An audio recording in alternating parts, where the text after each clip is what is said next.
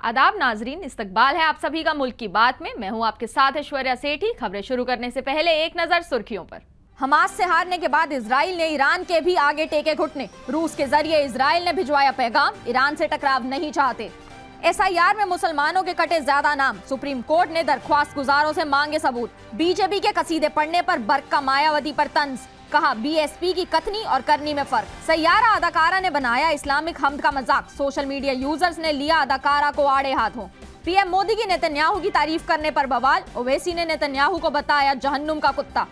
अमित शाह पर ममता बनर्जी के बयान की मजम्मत, बीजेपी बोली फसाद भड़काना चाहती है वजीर आला। बिहार में आज से पहले मरहले का नामजदगी शुरू, 18 जिलों की 121 सीटों पर दाखिल होगा पर्चा। नीतीश कुमार और चिराग पासवान को एक साथ झटका, दो बड़े लीडर थाम रहे तेजस्वी का हाथ, होंगे RJD में शामिल। दिवाली से पहले दिल्ली NCR में हट सकता है पटाखों से बैन, अदालत ने ग्रीन पटाखों की बिक्री पर हुक्म महफूज रखा। मुत्तकी से मुलाकात के बाद S जयशंकर ने कर दिया बड़ा ऐलान, सुनकर पाकिस्तान को लगेगा 440 वोल्ट का झटका।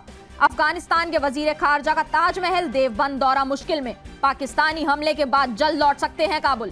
काबुल में देर रात पाकिस्तानी फौज ने किए हवाई हमले, TTP चीफ के ठिकानों को बनाया निशाना। अमेरिका का 9 भारतीय कंपनियों और 8 भारतीय शहरियों पर बैन, ईरानी तेल और पेट्रोकेमिकल कारोबार में शामिल होने का इल्जाम। नाजरीन, हमें ऐसा खदशा है कि सच्ची खबरें दिखाने में हमें जल्द ही चुनौतियों का सामना करना पड़ सकता है और हमारे YouTube चैनल तहजीब TV को टर्मिनेट भी किया जा सकता है। इसीलिए आपसे गुजारिश है कि हमारे नए चैनल जिसका नाम है तहजीब TV ऑफिशियल, आप उसे अभी सब्सक्राइब कर लें, ताकि अगर हमारा ओरिजिनल चैनल तहजीब TV किसी भी वक्त टर्मिनेट हो जाए तो आप आसानी से हमारे बैकअप चैनल से जुड़ सकें। हमारे नए चैनल तहजीब TV ऑफिशियल का लिंक डिस्क्रिप्शन में दिया गया है। शुक्रिया। हमास के आगे घुटने टेकने के बाद अब इजराइल ने ईरान के आगे भी जंग से पहले सरेंडर कर दिया। इजराइल ने रूसी सदर व्लादिमीर पुतिन के जरिए ईरान को यह पैगाम पहुंचवाया कि इजराइल ईरान से किसी किस्म का टकराव नहीं चाहता। गजा सीजफायर के बाद मिडल ईस्ट के कई एक्सपर्ट्स ने यह इम्कान जाहिर किया है कि अब इजराइल अपनी जंग का रुख ईरान की तरफ मोड़ सकता है। अब इस खबर ने पूरी तस्वीर ही बदल दी है। क्या वाकई इजराइल हमास से जंग के बाद इतना कमजोर पड़ गया कि वो ईरान से जंग नहीं चाहता, या फिर ये इजराइल की ईरान को फंसाने की नई चाल है? ये तो वक्त ही बताएगा, लेकिन ईरान तो हर हाल में इजराइल अमेरिका को मुंह तोड़ जवाब देने के लिए तैयार बैठा है। गजा में सीजफायर के लागू होने के बाद से हमास कैदियों को छोड़ने पर राजी हो गया है और इजराइल धीरे धीरे अपनी फौज वापस बुला रहा है। ऐसे में अब मिडिल ईस्ट समेत पूरी दुनिया की नजर इजराइल के अगले टारगेट की तरफ है। एक्सपर्ट्स ने यह इम्कान जाहिर किया है कि इजराइल का बड़ा टारगेट ईरान हो सकता है। अमेरिका एक लंबे वक्त से ईरान से न्यूक्लियर डील करना चाहता है, मगर ईरान झुकने को राजी नहीं। इस बीच एक बड़ी खबर ने मिडिल ईस्ट को हिला दिया है। रूस ने यह खबर दी है कि इजराइल ईरान से जंग नहीं करना चाहता और वो किसी जंग के होने से पहले ही पीछे हट गया है। प्रेस टीवी के मुताबिक रूसी सदर पुतिन ने कहा है कि इजरायली लीडरान ने उनसे ईरान को यह बताने की दरख्वास्त की है कि वो ईरान के साथ और ज्यादा टकराव नहीं चाहता है और टेंशन कम करना चाहता है। ईरान और इजराइल के बीच तनाज़ा तब बढ़ गया था जब 13 जून को नेतन्याहू हुकूमत ने ईरान पर बिना उकसावे के हमला किया, जिससे 12 दिनों तक जंग चली। दुशांबे में सेंट्रल एशिया रूस समिट से खिताब करते हुए पुतिन ने कहा कि इजरायली अफसरान ने उनसे कहा है कि हम इजराइल के साथ भरोसे पर मबनी रिश्ते बरकरार रखे हुए हैं और इजरायली लीडरशिप की तरफ से ये पैगाम मिला है कि हमारे ईरानी दोस्त को ये बताया जाए कि इजराइल न्यूक्लियर मसले को सुलझाने के लिए पुरअज़्म है और किसी भी तरह के टकराव या जंग में उसे कोई दिलचस्पी नहीं है। पुतिन ने यह भी कहा कि ईरान के पीसफुल न्यूक्लियर प्रोग्राम से जुड़े मसाइल का हल सिर्फ डिप्लोमेसी और बातचीत के जरिए ही हो सकता है, इसके सिवा कोई मुनासिब चारा मौजूद नहीं है। इजराइल का रूस के जरिए ईरान को पैगाम पहुंचवाने पर मिडल ईस्ट से एक्सपर्ट्स के मिक्स्ड रिएक्शन देखने को मिले हैं। कुछ एक्सपर्ट्स का मानना है कि हमास से बुरी तरह शिकस्त खाने के बाद इजराइल में अब ईरान से लड़ने की ताकत नहीं बची है, इसलिए वो अपनी ताकत दोबारा हासिल करने तक ईरान से नहीं लड़ना चाहता। वहीं दूसरी तरफ एक्सपर्ट्स ये इम्कान जाहिर कर रहे हैं कि ये इजराइल की एक चाल हो सकती है, क्योंकि अमेरिका ने गजा में सीजफायर की पहल के साथ साथ कई बिलियन डॉलर्स की मिलिट्री मदद भेजी है। अभी हाल ही में अमेरिका ने तकरीबन 200 अमेरिकी ट्रूप्स कब्जे वाले इलाके के आसपास तैनात किए हैं और बहाना ये दिया है कि ये कदम गजा सीजफायर पर नज़र रखने के लिए उठाया गया है। ये कैसे मुमकिन हो सकता है कि अमेरिका एक तरफ सीजफायर की बात कर रहा है और दूसरी तरफ इजराइल को हथियारों और फौजियों से लबालब लैस भी कर रहा है? यही वजह है कि ईरान पहले से जंग के लिए मुस्तैद है। इसी कड़ी में ईरान के सुप्रीम लीडर ने अपने मिसाइल प्रोग्राम में एक बहुत बड़ा बदलाव किया है। ईरान इंटरनेशनल की खबर के मुताबिक एक सीनियर ईरानी MP ने कहा कि सुप्रीमो लीडर आयतुल्लाह खामेनी ने ईरान की मिसाइलों की रेंज पर तमाम पाबंदियां उठा ली हैं। जो जून में हुए वॉर के बाद तेहरान की डिफेंस पॉलिसी में एक बड़े बदलाव का इशारा है।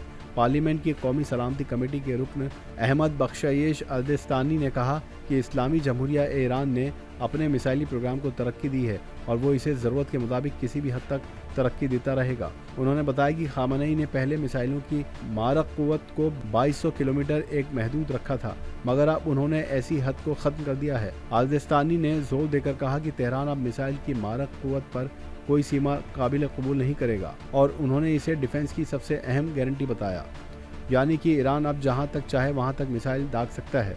ये इस बात का इशारा है कि ईरान अपने मिसाइल प्रोग्राम को लेकर कोई भी समझौता नहीं करेगा। वो जब चाहे अपने हिसाब से अब अपनी मिसाइलों की रेंज तय करेगा। बिहार में स्पेशल इंटेंसिव रिवीजन के बाद वोटर लिस्ट पर सुप्रीम कोर्ट में जबरदस्त बहस हुई। दरख्वास्त गुजारों ने मुस्लिम नाम हटाने का दावा किया, जबकि इलेक्शन कमीशन ने इसे गलत बताया और डेटा फराहम कराने को चैलेंज किया। अदालत ने दोनों फरीकों से वजाहत मांगी है। बिहार में एसआईआर के बाद इलेक्शन कमीशन ने वोटर लिस्ट जारी कर दी है। नई वोटर लिस्ट जारी होने के बाद अपोजिशन जमातों ने गड़बड़ी के इल्जाम लगाए हैं। इल्जाम है कि कई इलाकों से मुसलमानों के नाम वोटर लिस्ट से हटा दिए गए हैं। इस सिलसिले में एक दरख्वास्त भी सुप्रीम कोर्ट में दायर की गई है। इन अटकलों और दावों पर इलेक्शन कमीशन का भी रद्दे अमल सामने आया है। सुप्रीम कोर्ट में दरख्वास्त गुजारों ने दावा किया है कि एसआईआर में बहुत सारे मुसलमानों के नाम वोटर लिस्ट से हटा दिए गए हैं। इस पर ईसी ने जवाब दिया कि वो कह रहे हैं कि बहुत सारे मुसलमानों के नाम हटाए गए हैं, लेकिन जब आपके पास डेटा ही नहीं है तो आपको कैसे पता? आप डेटा तो दीजिए। ईसी ने दावा किया कि जिस औरत का नाम हटाने की बात आप कर रहे हैं वह तो वोटर लिस्ट में दर्ज है।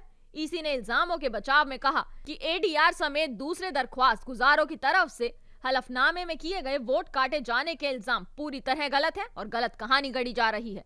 जिस औरत का नाम काटने का दावा किया गया है उसका नाम वोटर लिस्ट सूची और आखिरी लिस्ट में भी दर्ज है। ईसीआई के वकील ने कहा कि एक शख्स के जरिए दायर हलफनामा जिसमें दावा किया गया कि उसका नाम ड्राफ्ट रोल के बाद हटाया गया वह गलत है। उस शख्स के जरिए दिया गया बूथ नंबर ही गलत है, जिससे साबित होता है कि उसका दावा झूठा है।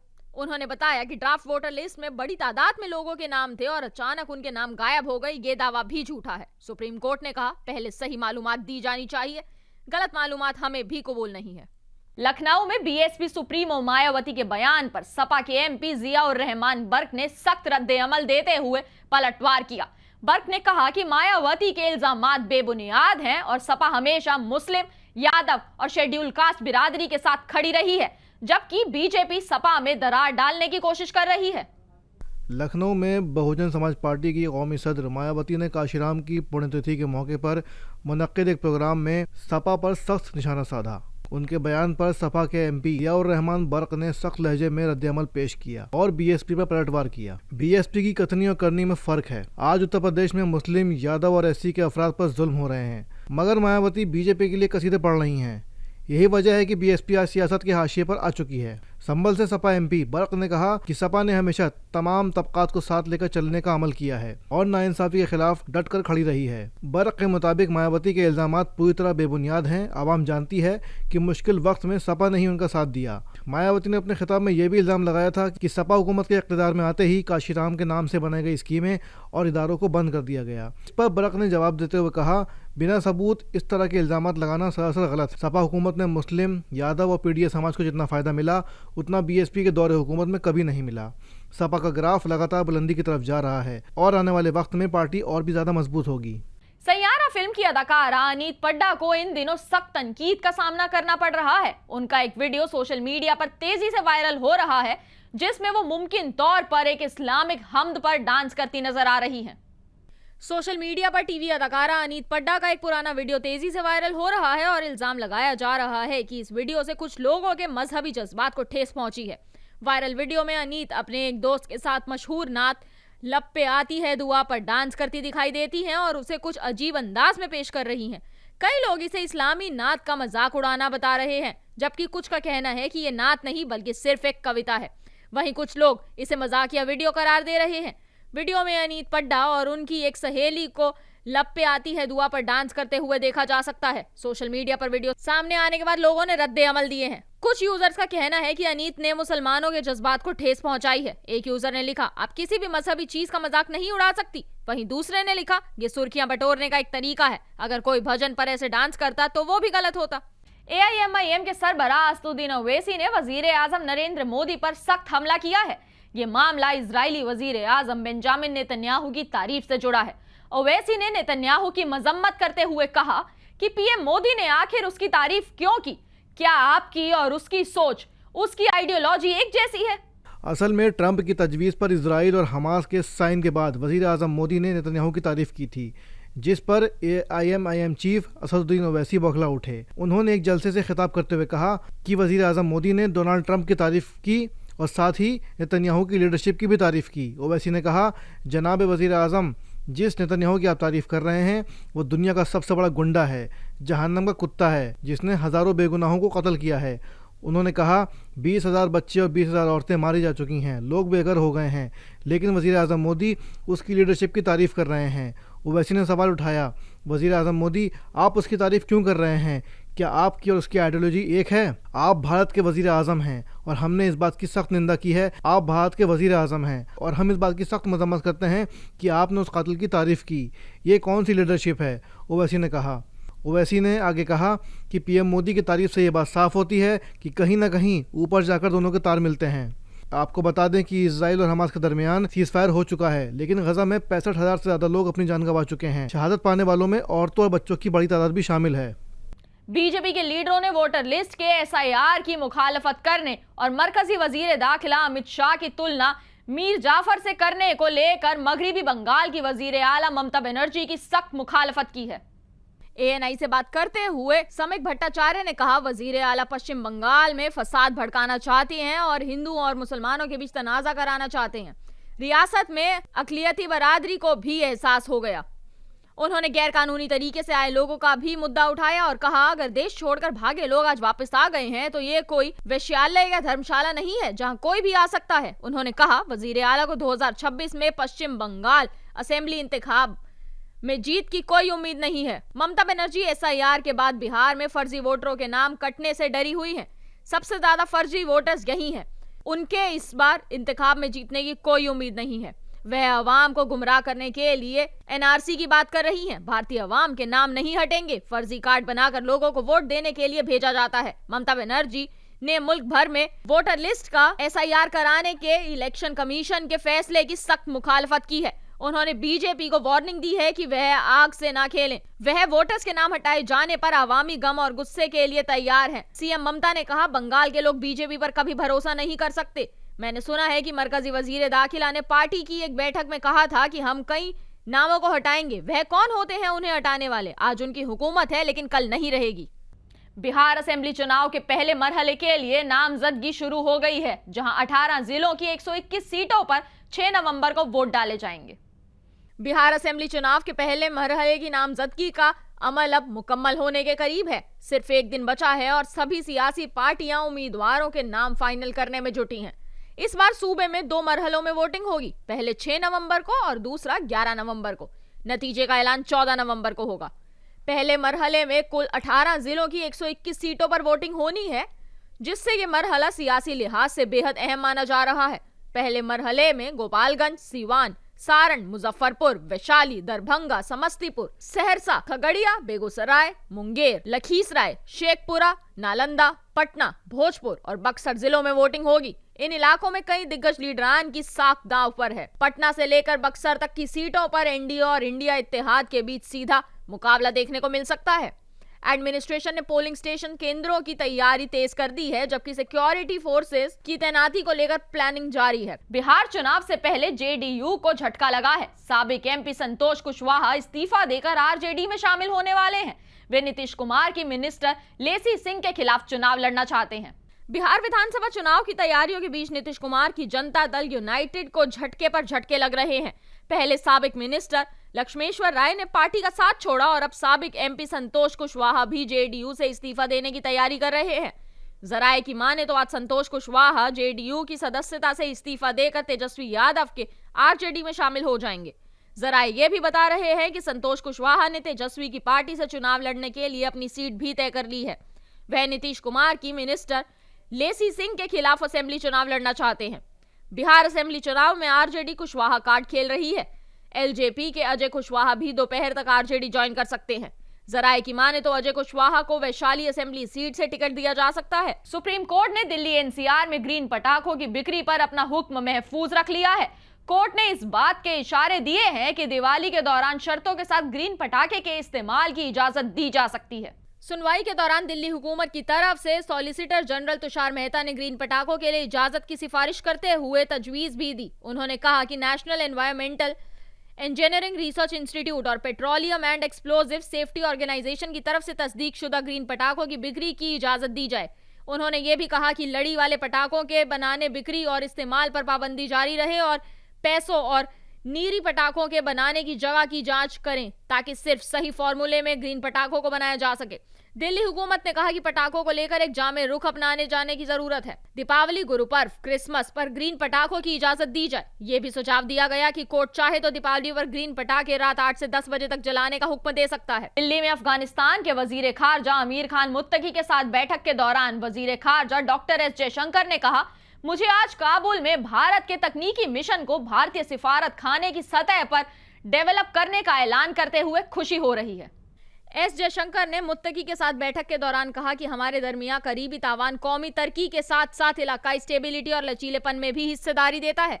इसे और बढ़ाने के लिए मुझे आज काबुल में भारत के तकनीकी मिशन को भारतीय सिफारत खाने की सतह पर अपग्रेड करने का ऐलान करते हुए खुशी हो रही है। हालांकि दोनों मुल्कों को पेश आ रहे सरहद पार दहशतगर्दी के खतरे की वजह से यह वादा खतरे में है। हमें दहशतगर्दी के सभी रूपों से निपटने के लिए मिलकर कोशिश करनी होगी। अफगानिस्तान के कायम मकाम वजीर खारजा आमिर खान मुत्तकी आज 10 अक्टूबर को एस जयशंकर से मिलने वाले हैं।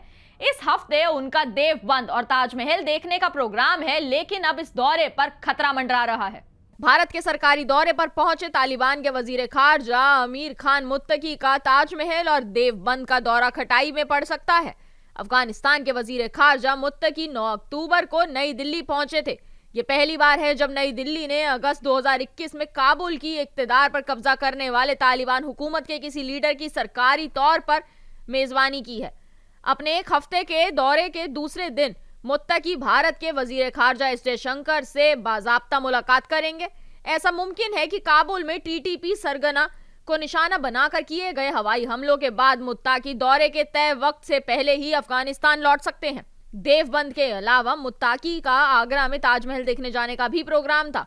द हिंदू की रिपोर्ट में जराये के हवाले से बताया कि मुत्तकी ने आगरा जाने की ख्वाहिश जाहिर की थी। मुत्तकी के आगरा दौरे के लिए तैयारियां की गई थी, लेकिन अब बदले हालात में ये मुश्किल लग रहा है। पाकिस्तान ने जुमे की दरमियानी रात काबुल में एयर स्ट्राइक की थी। इस हमले में तहरीक तालिबान के चीफ नूर वली महसूद को निशाना बनाने का दावा किया गया था।